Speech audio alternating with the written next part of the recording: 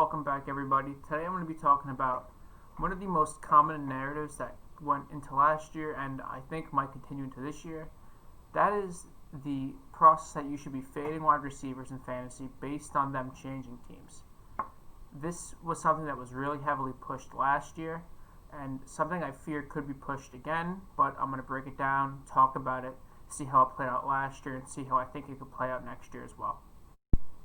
To summarize it real quick, basically it's as simple as it sounds. People faded wide receivers purely based on the fact that they were just changing teams, even if they were really talented guys like Stefon Diggs and DeAndre Hopkins. The four main guys were those two, as well as Brandin Cooks and Robbie Anderson, who were both lower profile team changes, but still also changed teams nonetheless. It was primarily due to that change in teams, although the COVID shortened off season did have something to do with this narrative, but it was primarily due to the changing teams. And given that this offseason is about to be absolutely nuts in terms of wide receiver free agent movement, I think we actually need to take a nice hard look at this and see if it's going to hold any credence or weight moving forward.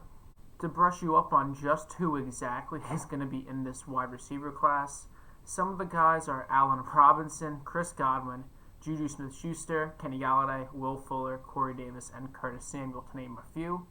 But now that we have who's going to be free agents this year, we're going to talk about guys that changed teams last year. Diggs, Hopkins, Cooks, and Robbie Anderson. If you want to look at a point per game difference from these guys, most of them increased. Diggs went from 16.6 points per game from 12. DeAndre Hopkins went from 14.5 points per game to 14.4 points per game. The only player out of these four to decrease. Cooks went from 6.8 to 12.9, nearly doubling. And Robbie Anderson went to 11 from 8.5. All those point per game totals are for half PPR scoring.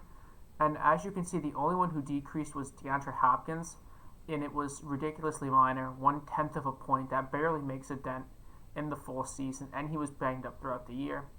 If you want to look at the offensive differences in terms of teams they played for, every team they played on in 2019 had less yards than the team they played for in 2020. But I think a lot of that can be accredited to these guys showing up and helping out these offenses. Diggs and Hopkins in particular became the number one targets for young quarterbacks who desperately needed an alpha. Anderson was a part of an offense that went from Sam Darnold and Adam Gase to Joe Brady, and I think the only offense to have three top 24 fantasy receivers despite Teddy Bridgewater really not being that good of a quarterback. And Brandin Cooks was basically the guy for Deshaun Watson the last 6 weeks and the number two throughout the year. And if you look at the quarterbacks they had, Cousins from Josh Allen, based on last year, there wasn't too much of a difference. Obviously now, Allen took a ginormous jump, so they're not even close. DeAndre Hopkins actually, if you ask me, went from a better quarterback in Watson to a worse quarterback in Murray. Still played for a better offense in terms of yards. Anderson went from Darnold to Bridgewater. That's sadly not as big as a gap as I'd want it to be. And Cooks went from Jared Goff to Deshaun Watson, a huge increase in quarterback play. So basically, to summarize, all of these guys went from worse to better offenses, but they also helped those offenses improve. Before I get into this next part, it's going to be ADP differences. It's a very small sample size, I'll admit. It's only two guys, but I just wanted to show you at least a glimpse of what we could be working with going into next season. So DeAndre Hopkins dropped from, in 2019 when he was on the Texans, from the wide receiver 1 overall drafted in the 5th overall pick to wide receiver 5 in pick 13, which isn't a major drop, and that drop from wide receiver 1 to wide receiver 5 isn't super crazy. But what Diggs had experienced in terms of a drop was absolutely ridiculous. He went from wide receiver 14 in pick 34 to wide receiver 27 off the board and pick 64 overall. He dropped 3 to 4 entire rounds, and his wide receiver specific ADP dropped almost 100%. I know retrospect and hindsight are both obviously 2020, so it's easy to sit back and look at this and be like, how the hell did we let this happen? But even then, we should have realized that Diggs is a very talented receiver. Might not have been in the best situation, but that talent would translate even if the offensive situation wasn't great. Same thing with Hopkins. Like I said, more of a minor drop, but these guys are talented and they're going to produce wherever they go, barring catastrophic situations. To look at some guys who are going to be free agents this year that I think ADPs could drop, Chris Godwin was the 20th overall pick and was the 6th receiver off the board. A lot of hype coming in for him this year. A lot of people expected a big year, maybe didn't get it. Kenny Golladay might drop, 25th overall pick, wide receiver 7. Injuries, had a really rough year. Allen Robinson, another free agent, 27th pick off the board, wide receiver 9. He might be another guy, switches teams, people might consider him to fall. All of these guys might fall victim to this narrative that when you change a team, you just magically forget how to play football. These guys are still going to be good, they're still going to be great, and they're likely going to produce on whatever team you put them on. However, I'm not entirely sure if this idea that I consider to be the truth and the right option here is how this is going to play out in drafts. And I think there's two major possibilities. And the first one is that the public actually overcorrects itself and the market kind of overshoots. And people start to reach for these guys who are free agents, especially if they land in desirable spots, like a Juju Smith-Schuster, Corey Davis in Green Bay, where they can both excel as the number 2, something they've shown is likely to produce the best results of their career, or maybe an Allen Robinson in a Miami, in Indianapolis, depending on the quarterback situation. I do think this might be the slightly likelier option than number 2, given how I think the wide receiver position as a whole surges this offseason based on the down year running back stat. I made a whole video about that. Check it out. I think it's pretty good. That's besides the point. So in overall ADP, you could actually see these guys rise as people try to make up for their mistake of fading Diggs and fading Hopkins a little bit and reach for guys like Godwin, like Golladay, like Robinson. Even Juju might get bumped back up despite not having a great first half of the year. Interposition, ADP is where it gets weird. Golladay could fall from wide receiver 7 to wide receiver 11. Could see some weird shit like that going on. These guys are elite talents. They're going to produce. And I think that's more what leans into the second option, is that people are going to fade these guys who are very talented and can show that they can produce just because they're going to be in a different jersey next year. There is a possibility that this year was an outlier in terms of receivers producing on different teams. I think it would be stupid to rule that out entirely. But even if that is the case, we went from one extreme last year where people faded the hell out of these guys to one extreme this year possibly where guys reached for them. It's not the case either way. You shouldn't avoid these guys like they have the plague, but you shouldn't reach for them. If they're elite guys who have shown a history of production, especially on bad teams, the guy that keeps ringing to mind is Allen Robinson because he just always produces. He's like the wide receiver 9 or 7 every year without fail. If you're talented and you can produce in the past, changing teams isn't going to change the fact that you are a great receiver and you're likely going to continue to produce.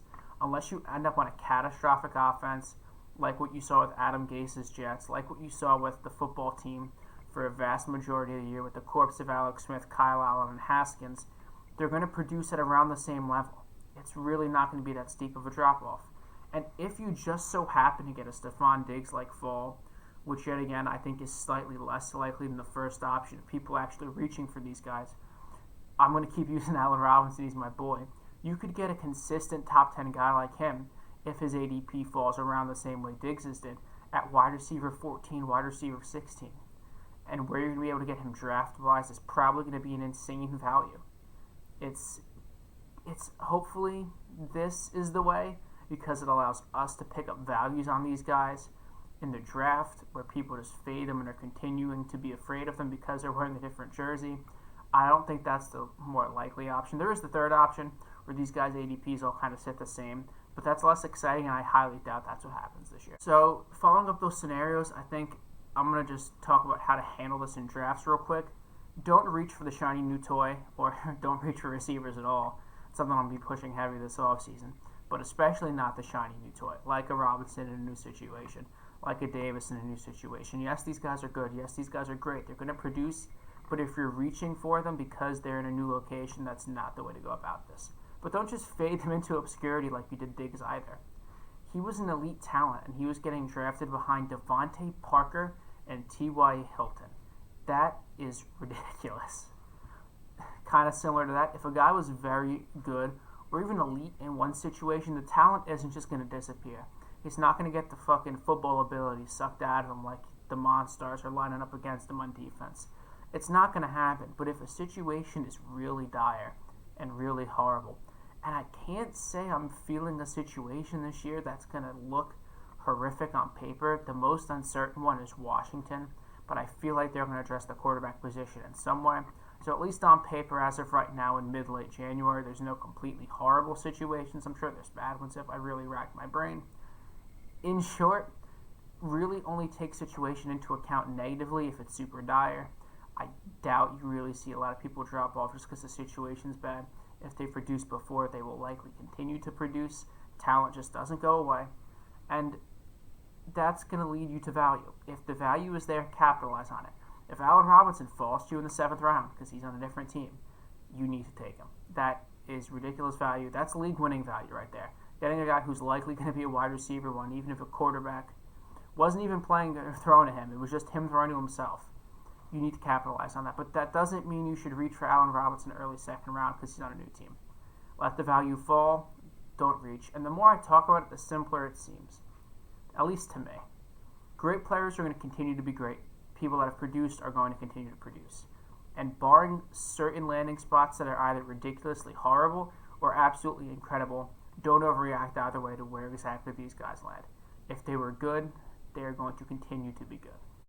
That's going to be it for today, guys. Hope you enjoyed. If you did, leave a like, comment, and subscribe. If you didn't, leave a dislike, leave a comment telling me why. I feel like this is something that just needed to be talked about because last year, one of the most dominant talking points throughout the whole offseason was how we got to fade Stephon Diggs because he's on a new team, fade DeAndre Hopkins because he's on a new team. Now, I don't want everyone to go doing the opposite, like I said, of preaching how you got to take Chris Godwin in a Patriots jersey 101 because he's on a new team or anything like that. But you cannot let what happened this year happen again next year. You can't let elite talents and elite guys slip that far. You've got to capitalize on that value while it's there. I don't think this narrative is going to hold any weight. I feel like this year just completely blew the brakes off of it.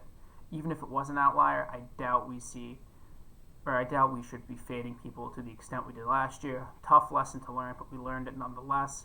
Now we just have to take what we learned and apply it to this year moving forward. So like I said, do not fade these guys. Don't reach for them either. If the value is there, you'll know you got to capitalize on it. See ya.